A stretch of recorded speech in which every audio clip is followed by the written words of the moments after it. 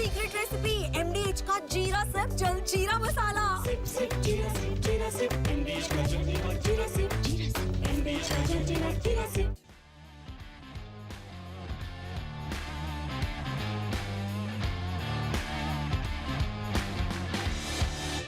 नमस्कार, स्पोर्ट्स 9 में आप सभी का स्वागत है। मैं हूं शिवेंद्र, मेरे साथ हैं मेरी सहयोगी अंकिता। और आईपीएल को लेकर सबसे अच्छी खबर जो आई थी वो हमने आपको बताई थी कि अब आईपीएल दोबारा शुरू होने के लिए तैयार है।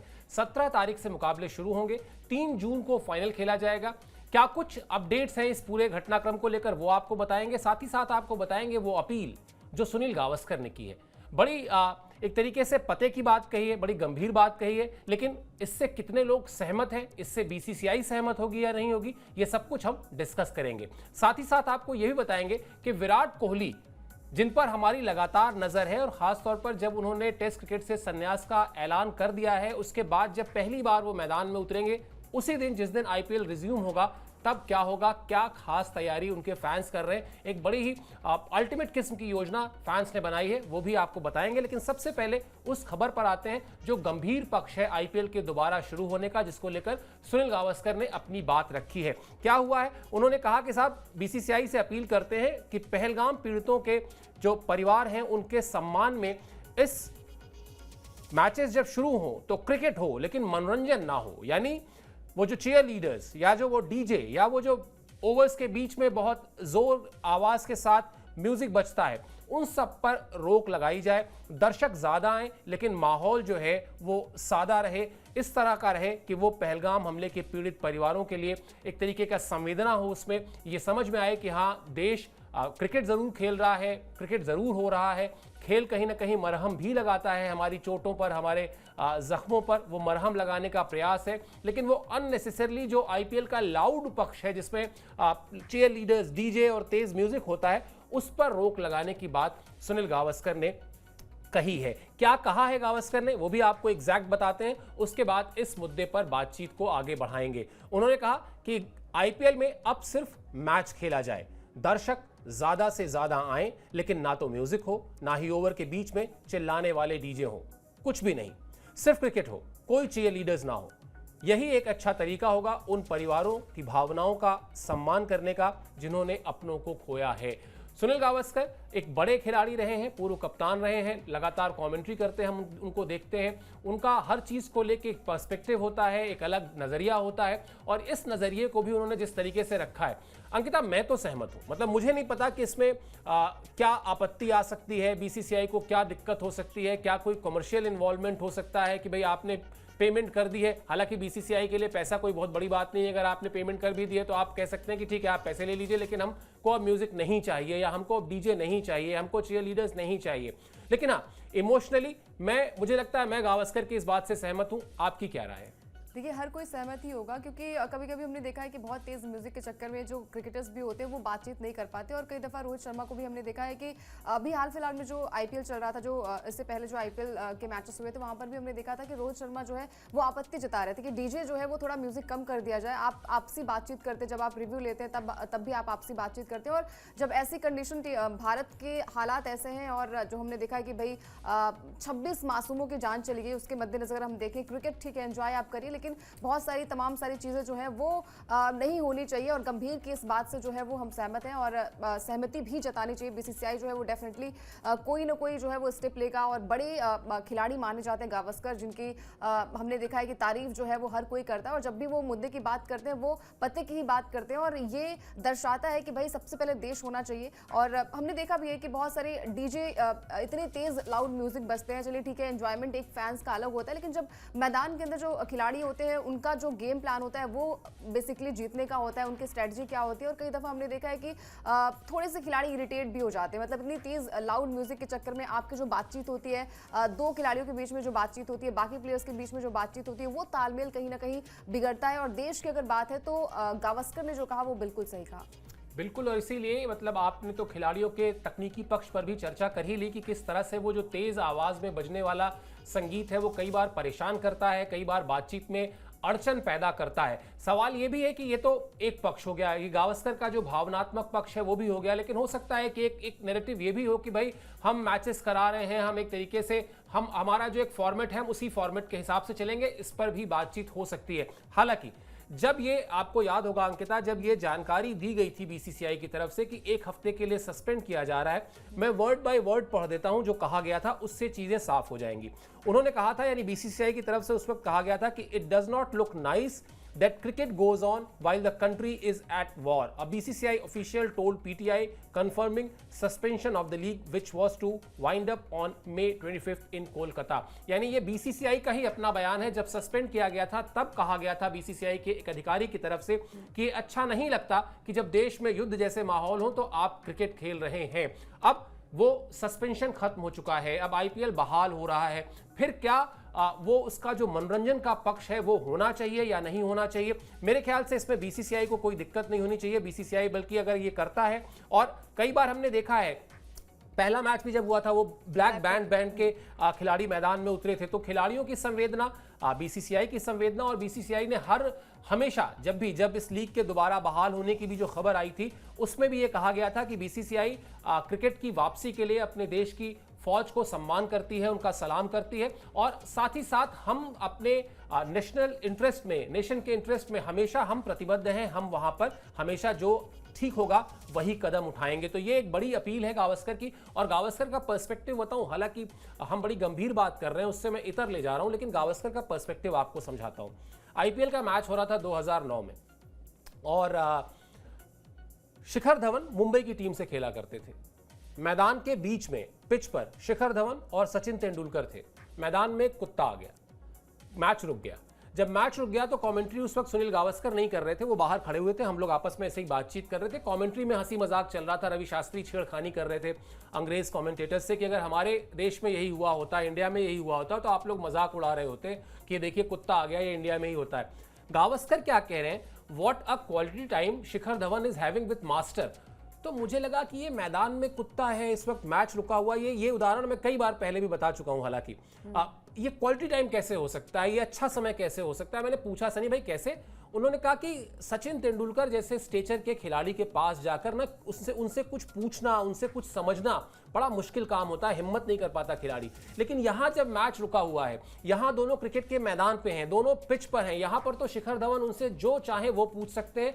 वो शायद 1 दशक की क्रिकेट, 10 साल की क्रिकेट में जो उनके डाउट्स होंगे वो आज क्लियर कर सकते हैं। तो ये गावस्कर का पर्सपेक्टिव है। इसलिए मुझे लगता है कि क्रिकेट हो, मनोरंजन पक्ष उसमें से अगर हटा दिया जाए तो शायद और तारीफ ही होगी और वाहवाही ही होगी। चलिए अब आपको बताते हैं फाइनल को लेकर एक बहुत बड़ी खबर है जो हम आपको सबसे पहले बता रहे हैं। वो कहानी क्या है कि फाइनल की जगह जो है वो बदल सकती है। पहले ये तय था, जो भी हमने आपको बताया भी, कि पहले कोलकाता में फाइनल की बात थी, लेकिन अब ये फाइनल जो है वो अहमदाबाद में हो सकता है। 25 मई को पहले खेला जाना था फाइनल, अब 3 जून को खेला जाएगा। एक वजह इसकी ये भी है कि कोलकाता में बारिश की आशंका है, और फिर एक बार जब मुकाबले हो रहे हैं और उसमें फिर कहीं कोई दिक्कत आए बारिश की वजह से, तो उससे बेहतर है कि आप एक ऐसी जगह पर शिफ्ट कर दीजिए जहां कम से कम मौसम की कोई समस्या ना हो, मौसम आपका साथ दे। 17 मई को दोबारा शुरू होंगे बाकी बचे मुकाबले, जिसको लेकर क्रिकेट फैंस में जबरदस्त जोश है। उनको लग रहा है कि उनकी टीम, जो खासतौर पे जो टॉप 3-4 टीमें हैं, उनके जो फॉलोअर्स हैं, वो इस बात से एक्साइटेड है कि इस बार हो सकता है आईपीएल को एक नया विनर देखने को मिले। एक तो ये भी वजह हो सकती है अंकिता की, एक तो बारिश, जो जैसा हम लोग देख रहे हैं कि बारिश की आशंका है जबरदस्ती, फिर वो कहीं अगले दिन गया, फिर उसके बाद वो खिंचने वाली बात। और दूसरी चीज ये भी है कि वो जो 6 शहर बीसीसीआई ने डिसाइड किए थे कि इन 6 शहरों में मुकाबले होने, उसमें कोलकाता नहीं था। तो यानी कोलकाता अब प्रायोरिटी में नहीं था बोर्ड के, और अहमदाबाद वैसे भी सेफ है, अहमदाबाद में कहीं कोई दिक्कत नहीं है। स्टेडियम के हिसाब से बात की जाए तो सबसे बड़ा स्टेडियम है, आपके पास वो तमाम सहूलियतें हैं जो वहां पर आप एक अच्छा बड़ा टूर्नामेंट और उस बड़े टूर्नामेंट के फाइनल को आयोजित करा सकते हैं। बिल्कुल, देखिए जब वेन्यू में नाम ही नहीं है किसी भी स्टेडियम का, और खासकर कोलकाता का, और कोलकाता में 3 जून को जो है वो बारिश की संभावना है, और बारिश जो है वो वहाँ पर लगातार जो है वो प्रेडिक्ट की जा रही है। तो उसके मद्देनजर भी हम देखेंगे कि वक्त बहुत कम है, और बार बार आप बारिश की वजह से मैच को डिले नहीं कर सकते हैं, क्योंकि टाइम आपके पास बहुत कम है। और क्योंकि अब देखिए बहुत सारे मैचेस भी होने, WTC भी खेलना है, और यहाँ पर साउथ अफ्रीका, अगर हम बात करें तो वेस्ट इंडीज़ के साथ भी मैचेस जो है वो खेलने हैं, इंग्लैंड को, तो बहुत सारी चीज़ें वहाँ पर मौजूद हैं। इसके मद्देनजर भी हम देख रहे हैं कि थोड़े से टाइम मैनेजमेंट, क्योंकि क्योंकि एक हफ्ता जो है वो डिले हुआ है, तो उसके लिए टीम जो है और मैनेजमेंट जो है वही चाहेगी कि बारिश की कोई संभावना कहीं पर भी ना हो। और जैसे हम कहते हैं कि भाई अहमदाबाद का स्टेडियम जो है वो बड़ा भी है और वहाँ पर ऑडियंस आसानी से बहुत ही अच्छे तरीके से लुत्फ उठा सकती है। तो देखिए जो भी जितने भी मैचेस होंगे बहुत ही परख के अब सूझबूझ के साथ जो है मैनेजमेंट ने सारी चीज़ मैनेज की है, तो बहुत ही अच्छा फैसला जो है वो मैनेजमेंट की तरफ से लिया गया। बिल्कुल, और अहमदाबाद एक शानदार स्टेडियम भी है, यहाँ पर अच्छी बात भी है और जीटी के लिए भी फायदा हो जाएगा, टॉप में भी टेबल पे, और अगर फाइनल खेलती है तो अपने दर्शकों के सामने खेलेगी। और मुझे लगता है जो आपने कहा जैसा ना कि अब जो है जिस तरीके से चीज़ें बढ़ी हैं, आगे डेट्स आगे बढ़ी हैं, उसकी वजह से कोई और क्लैश ना हो। इंग्लैंड और वेस्टइंडीज़ की सीरीज़ के साथ ऑलरेडी आपकी तारीखें टकरा रही हैं और इसीलिए वहाँ पर आपके इन दोनों ही देशों के जो प्लेयर्स हैं वो धीरे धीरे अपने नाम वापस ले रहे हैं। लेकिन अब और इससे ज़्यादा नुकसान ना हो वो भी एक नज़र में है। और दूसरा, हम हमेशा बताते भी हैं आपको कि टेलीकास्ट राइट होल्डर्स जो होते हैं ना, उनका बहुत बड़ा स्टेक होता है भाई। पूरा 50-60 कैमरे, उसके बाद उन कैमरामैन को वहां पर डिप्यूट करना, उनको फिर आप एक दिन और फिर आगे का आपका जो शेड्यूल है, क्योंकि आप हर चीज नहीं टाल सकते। ऐसा तो नहीं है कि आप अपनी सारी सीरीज जो तय थी वो सब टालते जाएंगे। तो इसलिए भी शायद प्रयास यही है कि बारिश की आशंका तो है ही, 6 शहरों में कोलकाता का नाम भी नहीं है और अब किसी भी तरह का जोखिम ना लिया जाए। 3 जून को अगर है तो 3 जून को करा के इस टूर्नामेंट के इस सीजन को सक्सेसफुली वाइंड अप किया जाए, ये एक प्रयास है। चलिए, अब क्वालिफायर की हमने तारीखें आपको बताई थी, क्योंकि बीसीसीआई ने तारीखें बताई, जगहें अभी नहीं बताई थी। जगहों को लेकर कुछ संकेत मिलना शुरू हुए हैं, यानी जो प्लेऑफ मुकाबले हैं उनके क्वालिफायर्स एलिमिनेटर के जो संकेत हैं कि वो कहां होंगे, उन मैचों की मेजबानी कौन करेगा, ये भी हम आपको बताते हैं। एक क्वालिफायर जो है वो मुंबई में हो सकता है, एक जो क्वालिफायर 1 है और एलिमिनेटर मैच यानी जिससे एक टीम बाहर हो जाती है वो हैदराबाद में होने थे, लेकिन अब क्वालिफायर 2 कोलकाता में खेला जाना था। अब क्वालिफायर 1 जो है वो 29 को और एलिमिनेटर 30 को होगा। 1 जून को क्वालिफायर 2 खेला जाएगा।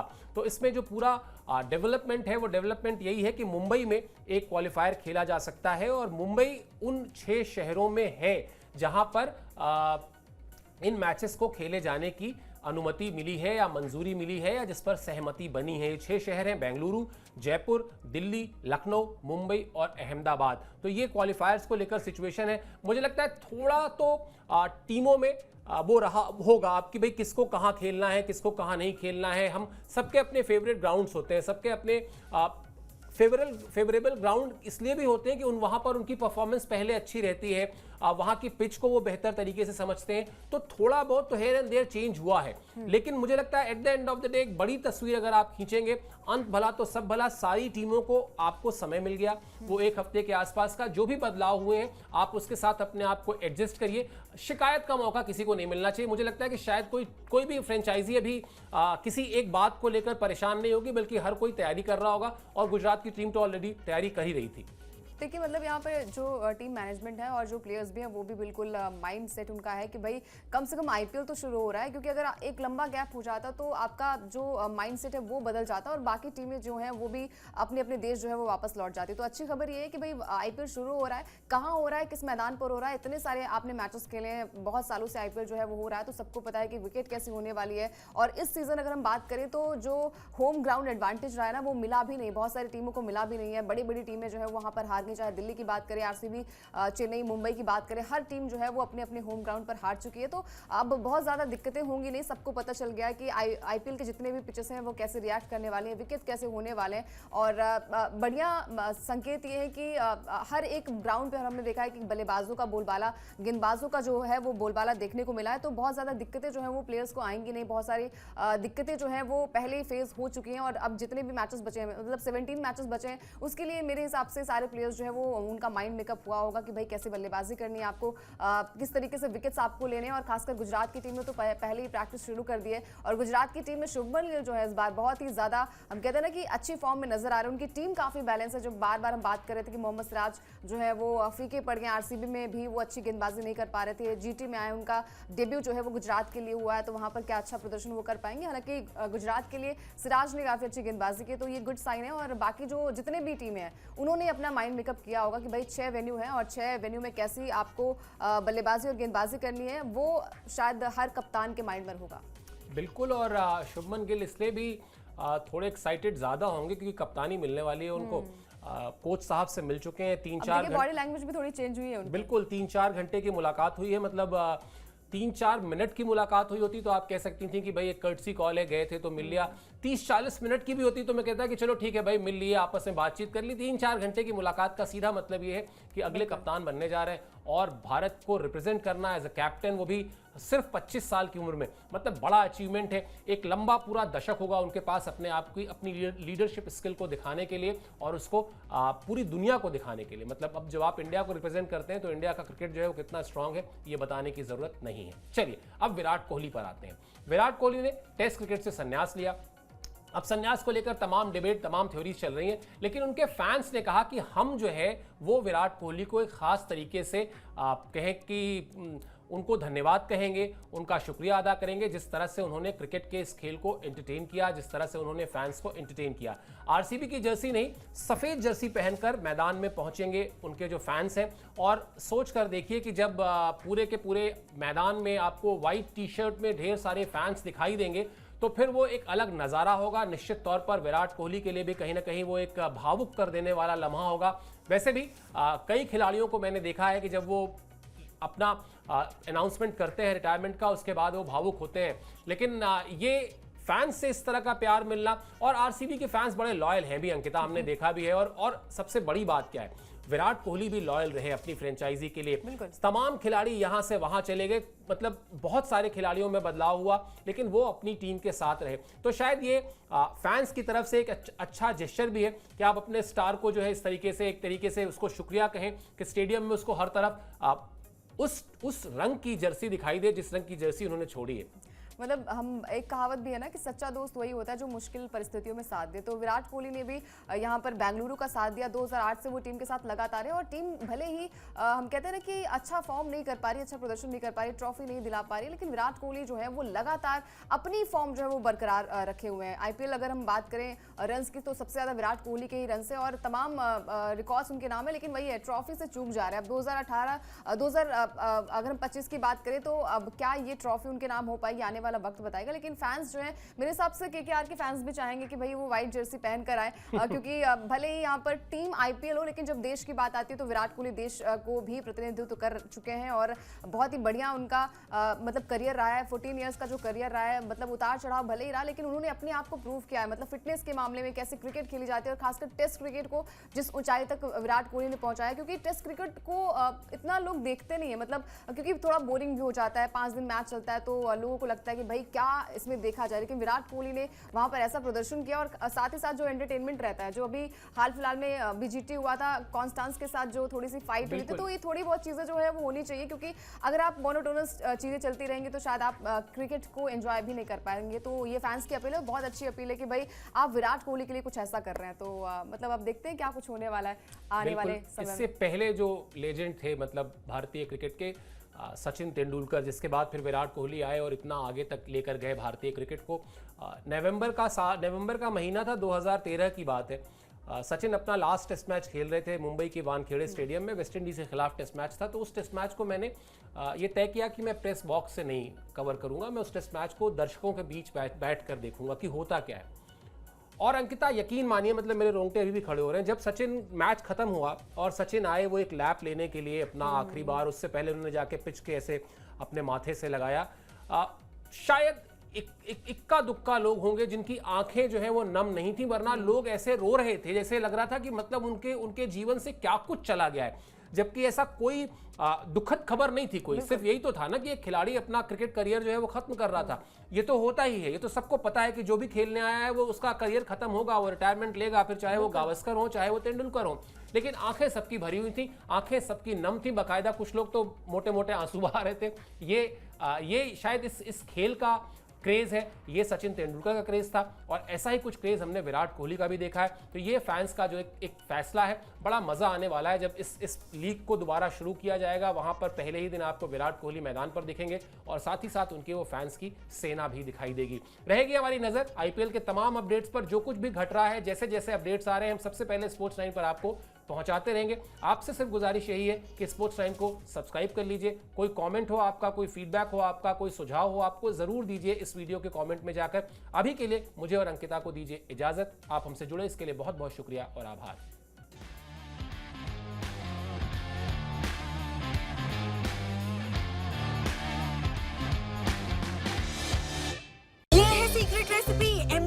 जीरा सिर्फ जलजीरा मसाला।